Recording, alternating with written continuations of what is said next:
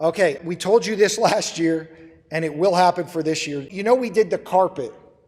You may remember 2 years ago that was a basketball court.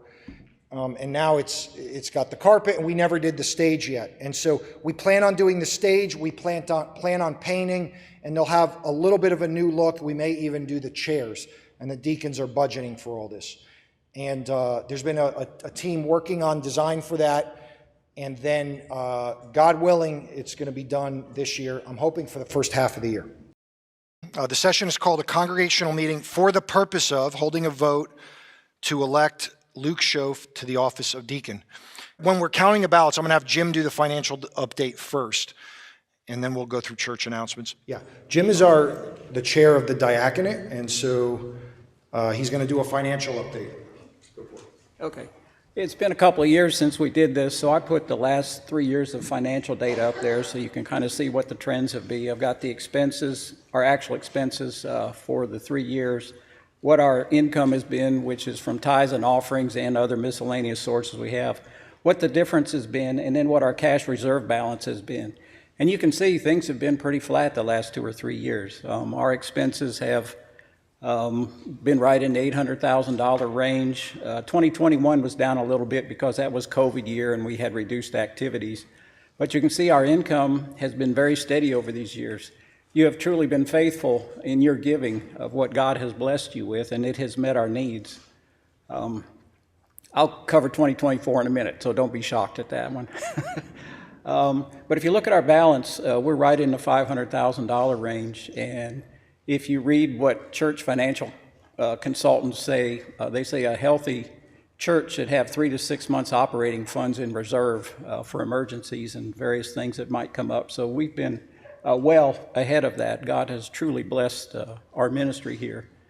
Also, along with that, you can see the faith promise. Faith promise has been very strong for quite a few years. We've had a bank balance there of $68,000 in reserve. Our budget is usually right in the $100,000 range. And last year our giving was down just a little bit, but $72,000. But that's still a very healthy ministry we have there. So God has truly blessed us, and you've been very faithful in your giving. Just as for information purposes, this is how our budget breakdown usually looks in some round numbers. It varies a little bit depending on the year, but staffing usually is in the 55 to 60% range, and that covers everything with the personnel here, the salaries of the pastors, the office staff, the maintenance. We even have a few part-time people here to work in the nursery and the office and various things. So it covers everything associated with that. Operations right around 25 to 30%. That's up a little bit this coming year, and I'll talk a little bit about that, but that's just what it takes to run the church.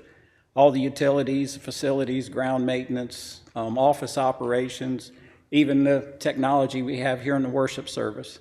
Also covers our session operations, which is funds that we give to the Presbyterian General Assembly and various things for their operations. Ministries, all the different ones there from children to the life groups, you can see listed there, around 10%. And our local mercy ministries, usually 5 to 10% depending on the year, but that's everything from car care to deacon benevolence, disaster relief, and the various Davidson County ministries, which there's quite a list of those, but like the medical ministries, food pantries, and things that you see a list of when we have our mission conference. So that's kind of an overview of where we are. 2024, you saw there was quite an increase in the spending there. First of all, we tend to over budget a little bit just to be on the safe side to say if we did have to spend all that, would we be okay? But 2024 is up because we have some one-time projects we need and want to do around here. The first one there you can see replacing the second worship center heating and air conditioning system. We have 11 systems around the church here, and our facilities are 20 to 25 years old, and they're starting to wear out. In fact, in the last couple of years, we've had to replace 5 systems. And we've done the worship center on a planned basis, one last year and one this year, because if they go out, they're out for several weeks until we can get them replaced. So we're doing that on a planned basis, and we're going to do the second one this year. The other ones we wait, they're just classrooms and things, and they can usually be done very quickly. The other thing we've been wanting to do, we've talked about at a couple of meetings, and it's taken a while to really work through that. Of course, we got new carpet a few years ago, and if you're new here, the old carpet had a basketball court in it. And so we got some new carpet, and we've been wanting to do some things up here because the green just doesn't go with it anymore, these 25-year-old colors. So we've, a couple of years ago, we got some architects involved, and they gave us some ideas on that, and we've looked at a couple different paths and options, and finally deciding on what we want to do. So we want to get going on some replacing this carpet, doing some repainting and things. Our chairs are 20 to 25 years old, and you can see when you sit them, they're quite worn and need to be replaced. So we've got some money in the budget for that this year. And we've also, as George will talk about in a little bit, put some money in there for our 75th anniversary celebration. So even if we do go ahead with all of that, we're still looking at the end of 2024 with probably 5 months of operating reserves, which is a very good position to be, as God has truly blessed this church, and you've been very faithful in your giving. Just one last slide, a little bit about the renovation we're looking at. This is an architect's rendering that we had them do. The colors that we're narrowing in on will be a little bit different, but this is kind of shows the overall scheme and shading that we'd like to go with.